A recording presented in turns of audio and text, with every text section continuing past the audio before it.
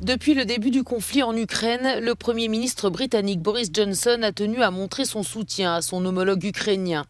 Et les actions entreprises par son gouvernement ont résonné presque aussi fort que ces mots. Le 9 mars, j'ai annoncé que le Royaume-Uni fournirait des missiles antiaériens à haute et basse vélocité. Je suis maintenant en mesure de confirmer à la Chambre haute du Parlement que ces missiles sont sur le terrain depuis plus de 3 semaines et qu'ils ont été déployés et utilisés par les forces ukrainiennes pour se défendre et défendre leur territoire. Actuellement, des dizaines de soldats ukrainiens sont formés en Grande-Bretagne à l'utilisation de véhicules militaires avant de retourner combattre contre la Russie. Il est plus facile diplomatiquement et politiquement d'amener des soldats ukrainiens ici. Désormais à la retraite, le lieutenant-colonel Stuart Crawford a été pendant 20 ans officier dans l'armée britannique. Selon lui, les forces spéciales de son pays pourraient déjà entraîner les troupes ukrainiennes directement sur leur sol. Je serais totalement sidéré si cela n'arrivait pas. Évidemment, les soldats ukrainiens ne se promèneraient pas avec des insignes étoilés ou britanniques sur leurs uniformes. Ils s'entraîneraient plutôt que de combattre. Jusqu'à récemment, nous avons fourni à l'Ukraine assez d'armes et avons suffisamment entraîné ces soldats pour nous assurer que Kiev ne perde pas.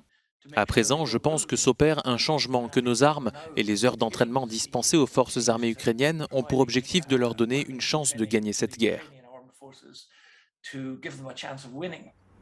Parallèlement, sont collectés au Centre culturel ukrainien de Londres, grâce à Internet et au financement participatif, de la nourriture, des médicaments et des provisions destinées aux forces armées ukrainiennes. Ici, tout est trié et nettoyé.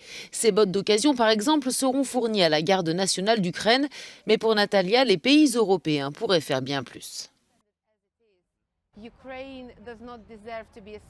L'Ukraine ne mérite pas d'être un pays de seconde main et d'utiliser ce genre de choses. Alors nous essayons de faire au mieux. Nous payons des camions, nous collectons des fonds partout où cela est possible. Donc si le gouvernement britannique peut envoyer plus de matériel, ça aidera beaucoup.